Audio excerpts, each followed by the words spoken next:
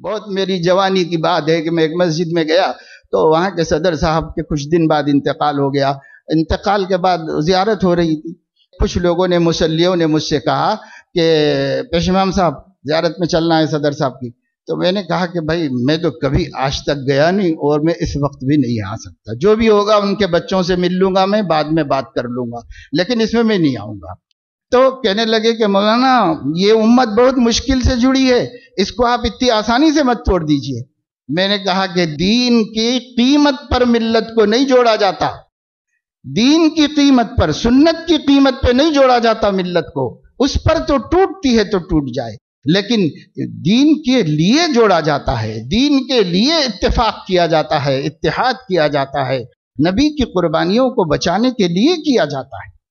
تو اب اپنے کو کچھ علم تو ہے ہی نہیں. اللہ ہی ہمارے اوپر رحم فرمائے. نہ علماء کے پاس بیٹھتے ہیں, نہ علماء کی مجلسوں میں شریک ہوتے ہیں, نہ علماء سے کچھ استفادہ کرنے کو اپنی ضرورت سمجھتے ہیں, بلکہ شان کے خلاف سمجھتے ہیں. تو پھر کیسے معلوم ہوگا کہ جوڑنا کس کو کہتے ہیں, توڑنا کس کو کہتے ہیں, اختلاف کس کو کہتے ہیں, مخالفت کس کو کہتے ہیں, اخلاص کس کو کہتے ہیں, نفسانیت کس کو کہتے ہیں؟ پتہ کیسے چلے گا؟ اگر ہم بڑوں کی باتیں بولتے چلے جائیں تو لفظوں سے دین نہیں بنتا. لفظوں کی حقیقت اور معنی کو سمجھنا پڑتا ہے.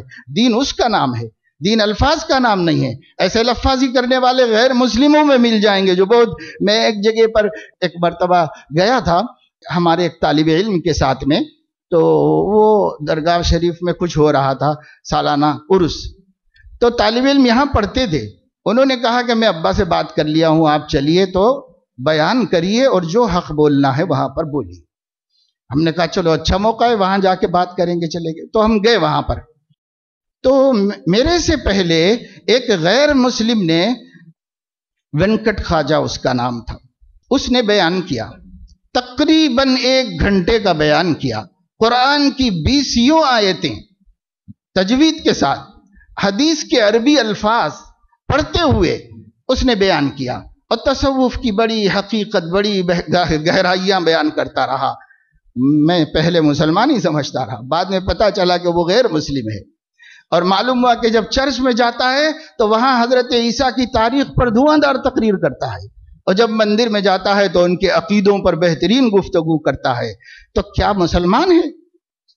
ارے بھائی, الفاظ بولنے سے مسلمان نہیں ہو جاتے.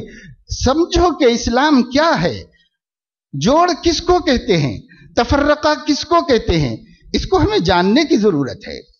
آئے تھے حضرت مولانا قاسم نانوتوی رحمت اللہ علیہ دلی میں کسی کام سے, ساتھ میں شیخ الہند مولانا محمود الحسن رحمہ اللہ جیسے عظیم محدث بھی تھے اور مریدین تھے. فجر سے پہلے تہجد کے بعد حضرت ذکر میں مشغول تھے, یہ لوگ بھی اپنے ذکر سے فارغ ہو کے پیچھے بیٹھے ہوئے تھے, نماز پڑھنے کے لیے مسجد جانا تھا. تو آپس میں یہ لوگ بات کر رہے تھے کہ بھائی کس مسجد میں نماز پڑھیں گے. تو کسی نے کہا کہ یہاں پر موتی مسجد قریب ہی میں ہے, اس مسجد میں نماز چلیں گے, ادا کریں گے. وہ قاری صاحب قرآن بہت اچھا پڑھتے ہیں. تو حضرت شیخ الہند نے فرمایا کیا بات کر رہے ہو, ہمارے حضرت کو اس امام کے پیچھے نماز پڑھاؤ گے جو ان کو کافر کہتا ہے اور اس کا فتویٰ ہے کہ یہ کافر ہیں, اور ان کے پیچھے حضرت کی نماز پڑھواؤ گے؟ تو حضرت نے کان میں بات پڑ گئی تھی, اپنی دعا سے فارغ ہوئے تو پلٹ کر فرمایا کہ بھائی وہ مسجد موتی مسجد کہاں ہے؟ تو ان لوگوں نے کہا حضرت قریب میں ہے. آج ہم فجر وہیں پڑھیں گے, آج ہم فجر وہیں پڑھیں گے. وہاں گئے اور جماعت میں شریک ہوئے. امام صاحب نے سلام پھیرا, پلٹ کے بیٹھے تو دیکھا کہ بڑی بڑے بزرگ شخصیتیں نظر آ رہی ہیں, پتہ نہیں کون ہے. تو انہوں نے نماز کے بعد آ کر مصافحہ کیا اور کہا کہ آپ کا تعارف؟ تو بتایا گیا کہ یہ حجت الاسلام مولانا قاسم نانوتوی ہیں, اور یہ شیخ الہند مولانا محمود الحسن ہے, یہ فلاں ہیں. تو وہ ہاتھ پکڑ کے دم بخود رہ گیا, کہنے لگا آپ لوگ میرے پیچھے, میں تو آپ لوگوں کو کافر کہتا ہوں اور فتویٰ دیا ہوں کہ آپ لوگ کافر ہیں. تو فرمایا کہ آپ ہمیں کافر سمجھتے ہوں گے لیکن ہم آپ کو کافر نہیں سمجھتے. حضرت حجت الاسلام نے فرمایا اور ہم آپ کو معذور بھی سمجھتے ہیں, اس لیے کہ ہو سکتا ہے ہمارے بارے میں اللہ کے نبی کی شان میں گستاخیوں کی خبر آپ کو پہنچی ہوگی, تو آپ جیسا عاشق رسول ہمیں کافر نہ کہے گا تو کیا کہے گا؟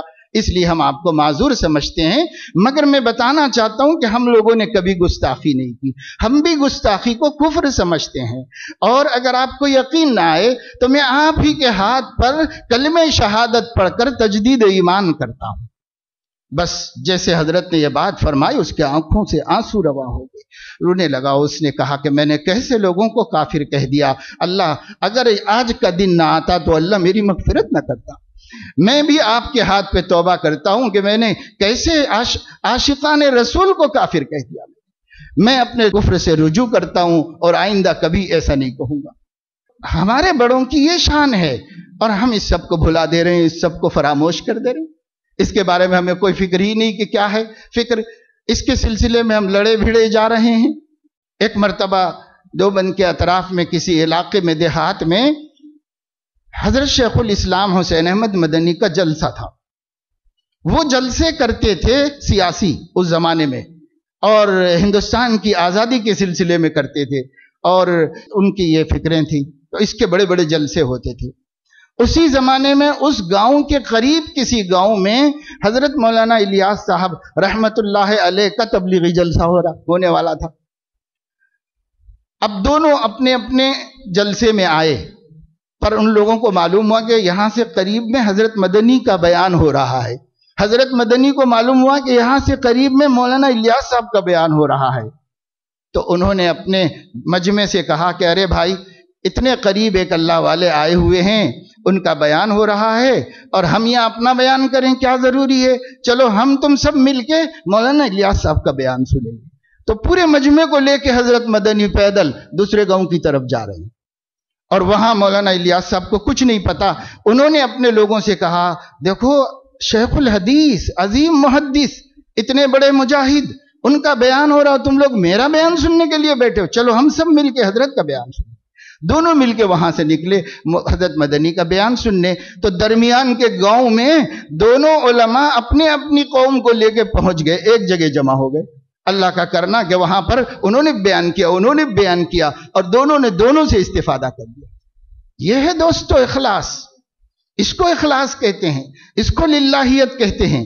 इसके बारे में अगर हमारा जहन नहीं है तो सब दीन वीन के ख्यालात ख्वाबो ख्याल हैं। याद रखो, न खुदा ही मिला न विसाले सनम का नतीजा सामने आ जाएगा। सब बेकार बातें हैं अगर हम नहीं सीख सकते अपने नबी के उस्वे हसना को अपने तरीके